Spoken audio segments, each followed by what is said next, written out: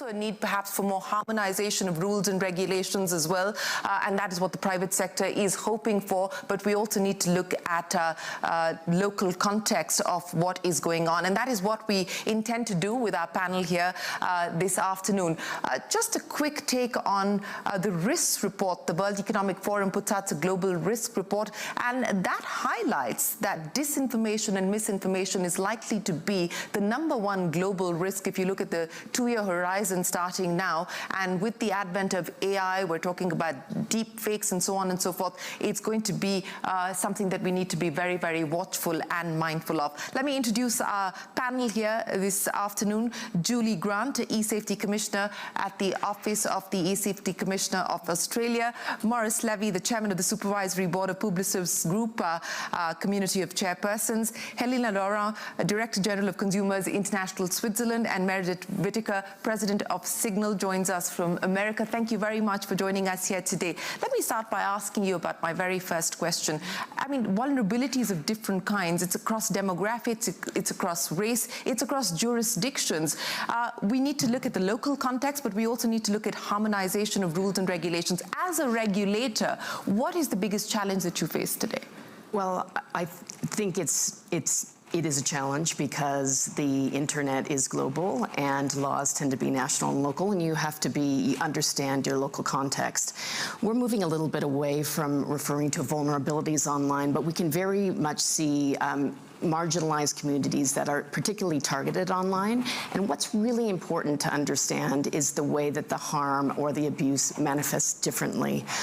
So I'd also like to start by saying, as a regulator, I see my job as also helping to harness the benefits of the technology and making sure that our citizens are armed in terms of how to protect themselves, but also to reap those benefits. But just to give you an example, Indigenous youth in Australia are much more likely to be creative, connect, be engaged in current affairs online, but they're 3 times more likely to receive online hate. If you are a young person in Australia who identifies as LGBTQI, you're twice as likely to receive online hate. And again, those with a disability, 1 in 4 have actually received violence online for having a disability, yet at the same time they say they feel like they can be more themselves. So again, how do you get that balance right and make sure that you're looking out for those that are the most vulnerable to attack, and that you're working with the platform so that they understand those nuances? Because a content moderator, in the United States is not going to understand the cultural context or that's particular to Australia, for instance. Very important point that you make about, the context, the local context versus, the global context as well. But what are the interventions that you've made as a regulator to try and ensure that you do make online spaces safer for those who find themselves most vulnerable? Well, we talk about the 3P model. We start with prevention and education and research so that we understand who's being harmed, how they manifest. We use our trends data from our complaint schemes, which I'll talk about. We have in protection, we have a broad set of regulatory powers, including complaint schemes, where, for instance, if a child is seriously threatened, harassed, humiliated, or intimidated online, and they report to a social media site, and it doesn't come down, we serve as that safety net, and they can come to us, report to us. That triggers an investigation. We need to make sure it reaches a threshold. But this is where the collaboration with the platforms happen, because we can say to Instagram or Snap, this meets our threshold, but it also violates your terms of service. Do you want to take it down voluntarily? In 90% of cases they do, and in most cases, young people just want the content taken down. And we know that the more quickly we do that, the more that reduces the mental distress. So we have a scheme for image-based abuse, which also covers sexual extortion and deepfakes. And we have remedial powers, so we can target both platforms and perpetrators, because we have to remember it's the bad actors that are weaponizing this with technology against people. Also child sexual abuse material, terrorist content, adult cyber abuse, and then some systemic powers. And I'll finish by saying we also have to be looking forward and place responsibility back on the platforms themselves through safety by design. Just like we expect in cars, they embed seat belts. We've got airbags and anti-lock brakes.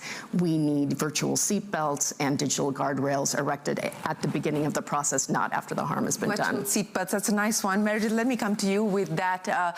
You know, technology presents us with the problem, but technology will perhaps present us with the solution as well. As you look at some of the issues that have been raised here this afternoon, the role that platforms, the role that tech companies will play in collaboration with regulators, what's the path forward?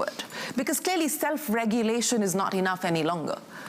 Well, you know, that's a tricky question in part because I've watched the lobbying dollars flow into DC and Brussels, and it's not clear that what we're talking about is collaboration so much as influence. So when I look at a lot of the accountability regimes that are being put forward, you know, oftentimes what I see is regulators are left to clean up with the collateral consequences of a very toxic business model. So I have been online since I was a young person. I'm not that young anymore. And I remember back in the day you had Usenet message groups. These are sort of nerdy kind of online communities. They were self-monitored or self-moderated. You had Google groups for different interests. I had blogging comment sections that I was active in. And all of those always needed some community moderation, right? I have never seen a platform that doesn't need some standards or some way of ensuring that, you know, that guy who posts 50 paragraphs about his pet project doesn't get to interrupt everyone every time, or the person who is, you know, harassing or horrible is not permitted free reign. However, the issue that I see is we have a surveillance-driven business model based on surveillance advertising that has grown these little autonomous groups into a global one-size-fits-all set of platforms that are trying to boil the ocean around standards that cannot be generalized. And so what you get then is a, you know, what I would say is a political issue where different opposing sides use issues of moderation, issues of, you know, online harm, basically to try to push different agendas.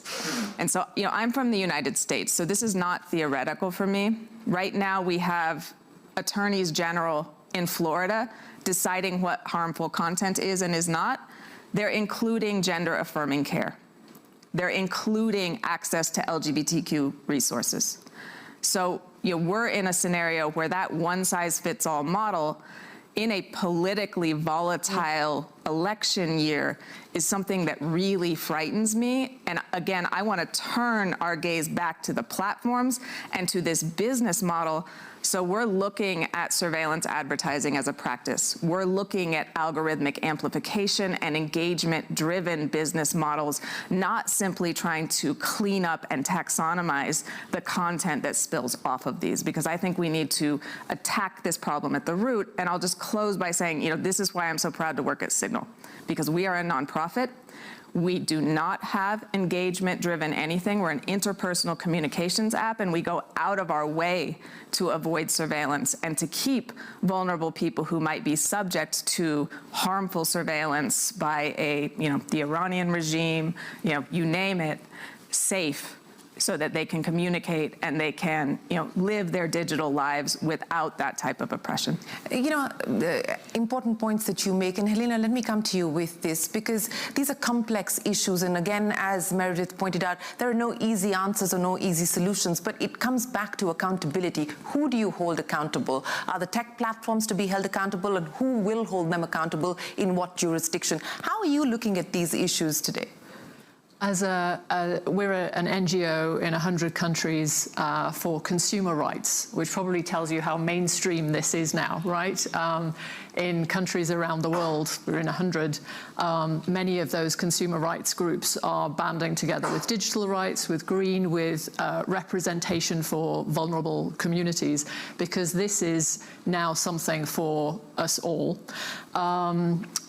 what's interesting is consumer law tends to treat everybody, it treats everybody as the average, rational, reasonable person, right? But there's increasingly a wave of saying we are all vulnerable at some point or another. So at least even the mainstream of consumer protection law is starting to think, well, actually this is situational as well as, for specific groups. We would, now this may sound difficult, but we cannot hold the individual accountable. We cannot, be aware. Yes, one always has individual rights, but actually beyond that, we hold businesses, government across the piece to be accountable for this, because each one can take action on a different piece of this, from information to individuals so that we can understand better, so that we can measure, so that we can then put in place the playing field that helps us look at our data and the systems and the flows behind it. Let's take. This is about, there are discussions going on about data flows and how that works around the world at the G7. It does not take into account redress. How do if we are to build trust, it's not just about the transparency at the front, it's when things go wrong, how do I get redress? So the answer is there is a broad range that each one has a role. And let's make this a consumer protection issue broadly, beyond protecting specific groups formally considered as vulnerable. No, I agree with you on that. And I just wanted to understand from you, because, you said that you're working across 100 different countries at this point in time. Are you seeing a sense of urgency to be able to address this issue today? Absolutely. I mean, I think, well, there is urgency from rights groups that have tried for decades to get this onto the agenda. You are seeing, for consumers, I think, an increasing recognition that we are in a space that is, I can receive. Now, here I'm not talking about a traditionally group with vulnerabilities, but marketing studies that say, well, women feel, more sort of less attractive on Monday morning, so you'll send ads. I have gambling issues, I may receive ads for casinos, et cetera, et cetera. These are, our traditional marketplace where we had things that helped make sure that we are protected are not in place, and it is invisible. We can't see what is going on so yes, for consumers, we are seeing increased concern, but also increased anxiety, because it's not clear what we as individuals can do anymore. Hence back to, let's look at those bigger changes. Yeah, there is an asymmetry of power as well. Maurice, Lévy, let me come to you now. And, you've been listening into many of the specific as well as the general issues that have been brought up. What concerns you the most about the power asymmetry that we're seeing, the influence that Meredith spoke of, and the need to protect not just the vulnerable, but protect virtually everybody who is online today? But I think that everyone is vulnerable online. You have not a specific group. There are some who are more vulnerable than some others, but as soon as you are online, you have immediately a risk. Can be a risk for a corporation, ransom, etc., or a hacker, or whatever. It can be a risk for kids, and we have seen how many aggression and harassment and fake things, which has led to really some very dramatic issues. And it can be also for the average people. So when you are online, it is more complicated than crossing a street in New York or in Paris at the worst time of the day. You risk every single moment to be a victim. That's something which has to be noted for everyone. The day you open an account, the day you answer an email, you have some risk. Then there is obviously the fact that some platforms are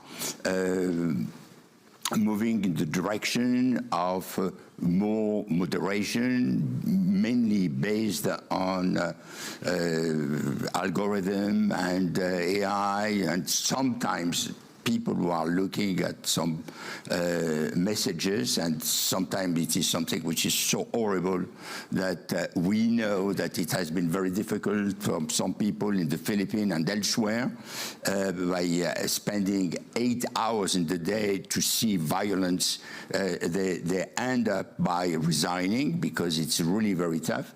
And there is also something which we have to take into account, which is the complexity. We are in a world which is global, and everyone has access to internet. And the complexity of laws is such that it is extremely difficult to have something which is one size fits all. It's impossible. Take one single example, which is freedom of speech. Freedom of speech, as we have seen with 3 fantastic ladies who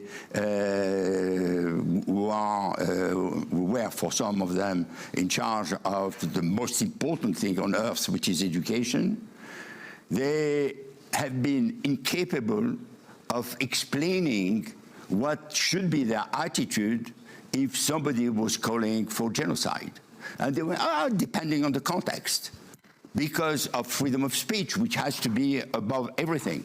And if you go to a country like France, you have borders, you have limitation. There are things that you can't do. The freedom of someone stops when it can enter in the freedom of somebody else. So there are hatred, racism, anti-Semitism, which are forbidden by law. And therefore, people have boundaries, and if they are calling for terror or asking for a terrorist act, they can be prosecuted. And that is something which is a huge difference compared to the US, where freedom of speech is such, and it is monumental, and I respect that, that it is almost impossible to put some limitations. So therefore, when you have to address the issue, and you have the platform which is in the US, and somebody who is calling for an assassination, say, oh no, this is freedom of speech. And you cannot stop that. So it is a territory which is extremely difficult to moderate, to control. And I will tell you one anecdote, which is 2011. There was a G8 in Deauville, and I have been asked to organize what they call the EG8, which is to prepare some guidelines for the G8. And we gathered in Paris all the people, from the people who were clearly against, and the leaders of the platform. Mark Zuckerberg was a kid at that time, Eric Schmidt, name it. Everyone was there. And we decided to present some aspect of regulation, just a framework. And we were in front of Sarkozy, Obama, Merkel, the 8 head of states. And when we presented, Sarkozy said, this makes sense. And what is your reaction? The first to react was Angela Merkel. And she said, I have 5% of my population which is against everything, but that 5% speaks so loudly that the 95 silent majority remains silent. So I'm not going to take any step in regulation to control what's going on the internet, because this 5% will speak much more than the 90%. And the discussion on just a small framework of a regulation, some limitation, protecting the kids, protecting the people who are vulnerable, it's something which has not been adopted. And I remember Obama saying, in our country, we don't need any regulation because we have a process and self-regulation, and people are always limiting themselves the risk, and therefore we don't need any regulation. Yeah. And Europe has decided after that to work on something which is GDPR. Yes. So this is just the context. So if you want to navigate that world, it's risky waters, and you have to navigate very carefully. So when you look from an advertising standpoint, for example, when we are, again, you have to understand that when we are asking for an audience, and we say, okay, we want to have 2 million people who are of that center of interest, that profile, we are not going to pick that 2 million ourselves. We go through the tools of the platforms. And most of the time, this is a black box. And most of the time, this is something that we ourselves have difficulty to enter in. And obviously, we have made a lot of actions in order to find ways with the platform, and we have regular discussions. Yeah. Because we need a safe environment. We need to protect the consumers, we need to protect the people, we need to make sure that we are not doing any harm and that we are an environment which is absolutely safe. Yep. And this is really a mission for us. I understand that, and there's many things that you brought up there which we need to unpack. But, you know, Julie, I want to pick up on the point that was made there, that just like in the offline world, you have very clear rules and regulations in place. The need now is to do the same for the online world. Who draws those boundaries? You know, are those boundaries being drawn rigid enough today? Has the self-regulation bus moved across the station and, you know, needs to be sort of reined back now? As somebody who worked in private tech and is now a regulator, you perhaps understand some of the motivations of tech companies as well. But as a regulator today, do you believe that there needs to be well-defined, well-articulated boundaries that are put in place by regulators, by governments, keeping their local context in mind? Well, absolutely. And I mean, let's go back to 2014 when I was actually interviewing to open Twitter's ANZ and Southeast Asia, their trust and safety as well as their public policy and philanthropy programs. A public figure tragically took her life after being terribly trolled on Twitter, and that resulted in a petition that was signed by hundreds of thousands of people that went to the government that said, enough is enough. We have to draw a line. When online discourse moves into the area or veers into the lane of online harm, government should take action. And so our ICT minister at the time eventually became our PM, but he was also a technology entrepreneur and a barrister. And he said, yep, freedom of expression is going to be an issue, but nobody can argue that children are not more vulnerable. And this is where we set up we already had the online content scheme that deals with child sexual abuse material. We're the hotline in Australia. So that we created this cyberbullying scheme. And when you really kind of break it down, I think this echoes a lot of what everyone else has said. We have a really imperfect system. Right now, we have these platforms that set their own rules, but they're not consistently enforcing them. And we can report, and the average person doesn't have any form of recourse if the decision isn't taken. And you do have a lot of this outsourced. Volumes are high.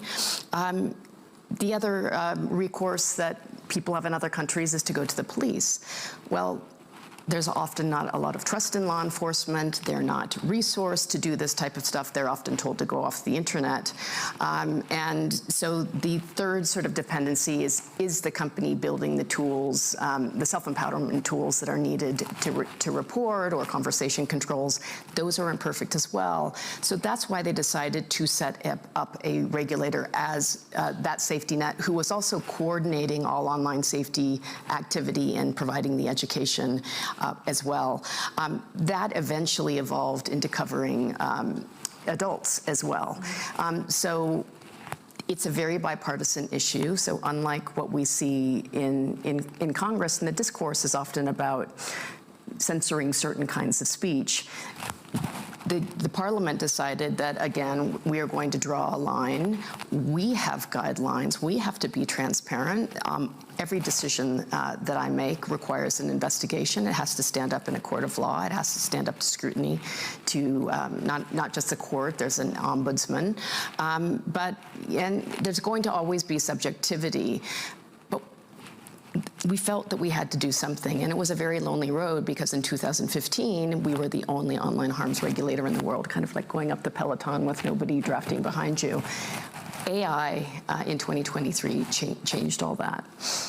Now the UK Ofcom has online safety powers. Ireland has an online safety commissioner. We've got the DSA across Europe.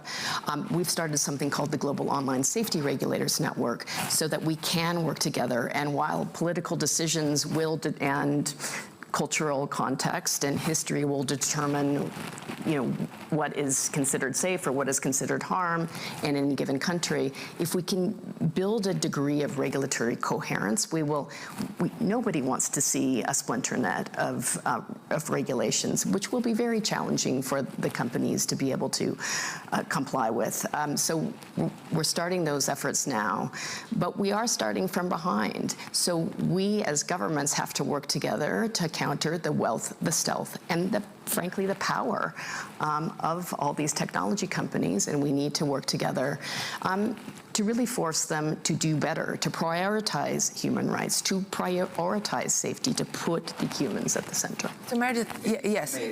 On that point, there is something extremely important which happened in Davos some 8-9 years ago. There was we decided the 5 top global agencies with some 30 top advertisers.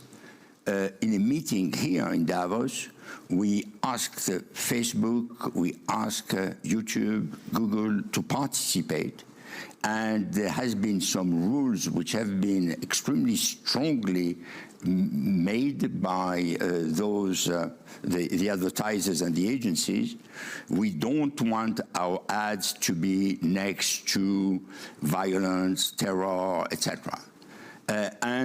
We implemented such strong rules, the P&G, the L'Oreal of the world, that YouTube has been forced to create moderation, which they had not before, and to clean up the content.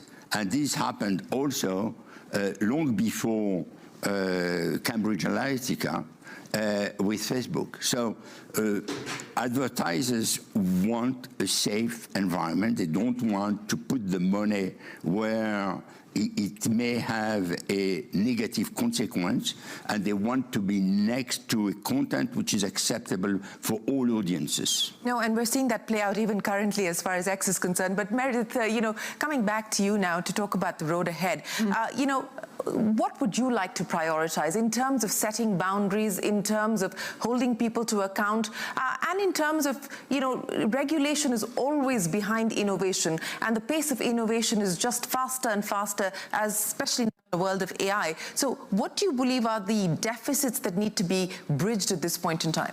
Yeah, well, I want to push back on that framing, because I actually don't think innovation is a synonym for decisions made by companies that commercialize network technology, right? Regulation can be innovative. Yeah. You know, the way we approach these issues can be deeply innovative. We can innovate a new business model that doesn't rely on surveillance advertising, which is effectively the dynamics that you're describing, and, you know, frankly, the reason that your industry has so much leverage over the tech companies where very few others have any leverage. So I think we need to think about these paradigms. And I do think we have some traditional tools in the toolbox, right? Privacy is one. A very moderate reading of GDPR could easily be used to ban surveillance advertising. That's not controversial. What is controversial is enforcing that when, you know, you're dealing with the US government and US-based companies that now have a monopoly on this industry. So, you know, if we were to ban surveillance advertising, what are the collateral consequences here? Well, the engagement-based, viral, conducive news feed that is what we're kind of calling a platform here would no longer be feasible. The desire to suck up all of the data about our lives, about our communications, about our partners, about our transactions, about our locations would no longer have such a strong financial incentive. We would actually be completely shifting this ecosystem. So the, you know, rage bait, the kind of, you know, find a friend algorithms, all of these things that make these platforms so sticky and frankly are sort of the heart of so much of the harms here would no longer be incentivized structurally. So I think, to me, that should be the target of these very legitimate calls for accountability. We do need big tech accountability, and we've needed it for 20 years, since, you know, the 90s, when the Clinton administration threw off the shackles and said, surveillance is permissible if it's done by the private sector. And in the US, we still don't have a federal privacy law. So I think we need to go back and atone for those sins, but we cannot hijack calls for accountability that are so legitimate that I lost my job at Google over, in the name of expanding the surveillance powers of these platforms. Giving government more surveillance is not necessarily going to address these harms. You know, my big concern as Signal are the calls to scan encrypted content, which effectively nullifies the only technological tool we have to preserve the norm of private human communication in a world that is inoculated with mass surveillance, generally led by a handful of companies based in the US and, you know, followed by China, and then, you know, kind of the startups around that. So I think we need to be really cautious, particularly now. And I speak as someone coming from the US, where we're seeing kind of government powers be used in, you know, over these tech companies, sometimes in collaborations with these tech companies, to crack down on what was formerly legal behavior. And I want to, you know, one example before I close this comment, you know, Facebook, you know, famously problematic platform, to be diplomatic about it, you know, turned over messages on Facebook Messenger between a mother and daughter who were based in Nebraska, and they were talking to each other over Facebook Messenger about accessing recently criminalized reproductive health care in a state that had made it illegal after the Supreme Court ruling. They're now serving 2 years in prison. And those messages were the evidence that were presented as sort of the basis for criminalizing them. So this is like, I'm slow down talking because it's, you know, that the specter of this one company with dossiers that are beyond the imagination of the most authoritarian intelligence regimes being turned over to an authoritarian regime, being turned over to the attorneys generals in Florida that want to ban queer children from accessing peer support and resources, is frankly terrifying to me. So I want those platforms to go away. I want them to be held strictly accountable. I do not want a bait and switch where accountability becomes simply expanding their powers to new actors. Helena, you know, on the issue of privacy, and I think Meredith made a very important point there, that we need to ensure that we have privacy, we have data protection laws in place in many countries, including where I come from, India. You know, we very recently passed data privacy and protection legislation. Again, are you seeing an active engagement between civil society and governments in the countries that you deal with, where there is a move towards ensuring that legislation is in place? place. To have legislation in place and then enforce it is a separate matter, but to have the legislation in place itself to start with. I think we've seen only 60% of countries have any form of legislation around online safety. We're seeing greater consumer need for privacy, certainly. You know, when we started out, privacy and the free flow of data is actually a consumer need recognized at the United Nations. It should be sort of part of every single country's consumer policy as a basis. And you know, the Norwegian Consumer Council has done great work looking at how you can make this then work without surveillance advertising. Yet we're still, there's even work now looking at personalized pricing, so taking, you know, the sort of consumer side of this. We've seen how you can be charged 4 to 6 times more for the same, you know, there are many, many examples where it is so difficult for us to uncover because that rule is not put in place. So I think you're seeing a growing concern from consumers, certainly from our consumer advocates in the network, not necessarily as fast action as you would like, hence the sort of need to then, you know, band together even further. So I think you're just going to see greater unease.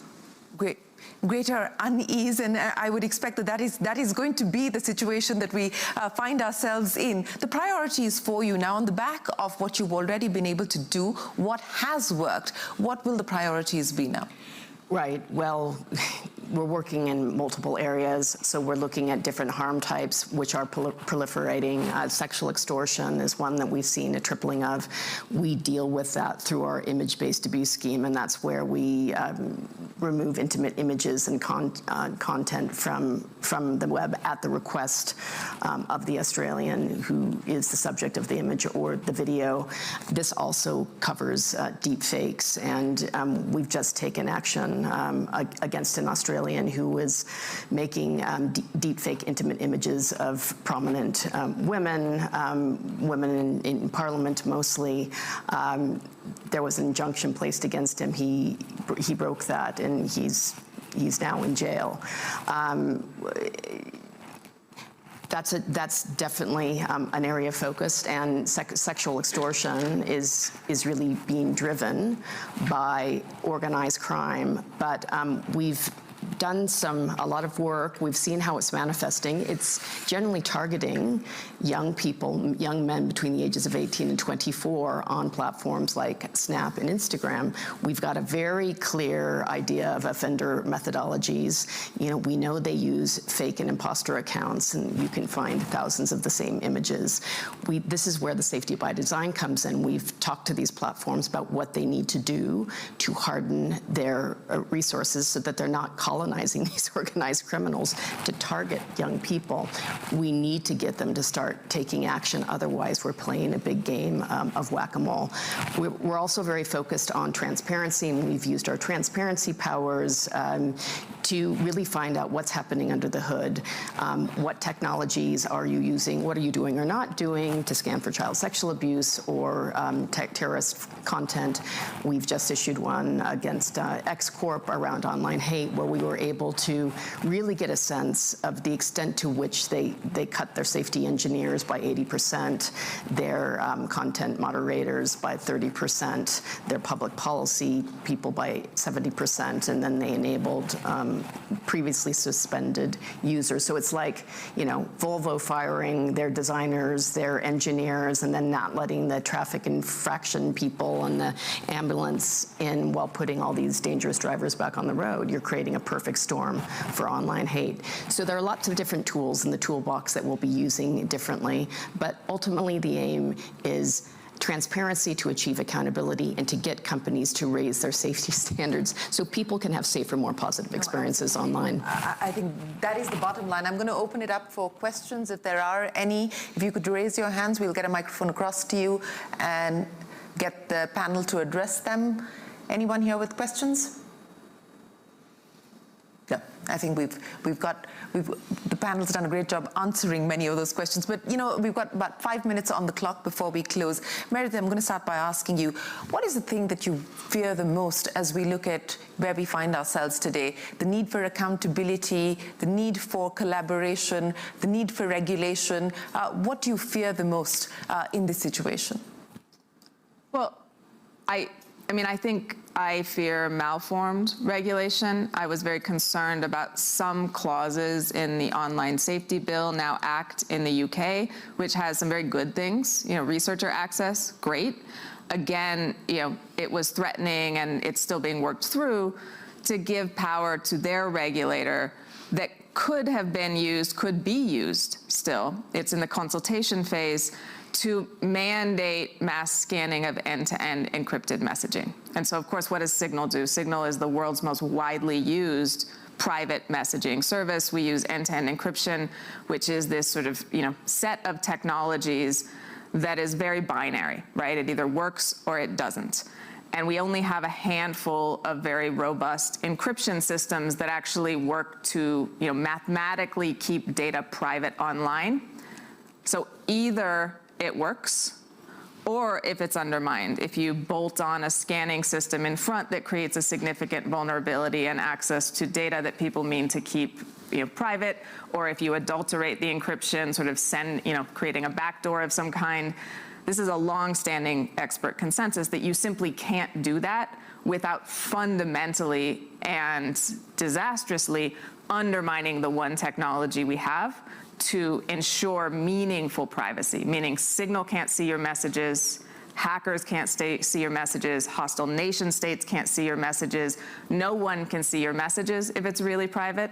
If you do bolt-on scanning, if you do bolt-on a backdoor, if you use one of these sort of mechanisms, you've actually eviscerated privacy and enabled all of those actors access. So this is, you know, this is one of those cases where there's no magic wand for the good guys that we can, you know, keep secret from the bad guys. And it's really important that we recognize this, because if we undermine these technologies, we have basically sort of given up to the surveillance business model and to the companies in partnerships with whatever regimes they decide to partner with around sort of the use and you know, capabilities for mass surveillance, particularly of interpersonal communications. Well, I think the concern that Meredith is raising there is that it's perhaps one of the unintended or intended consequences of taking away power from the tech companies will be more power given to the government, and then how governments choose to use that power.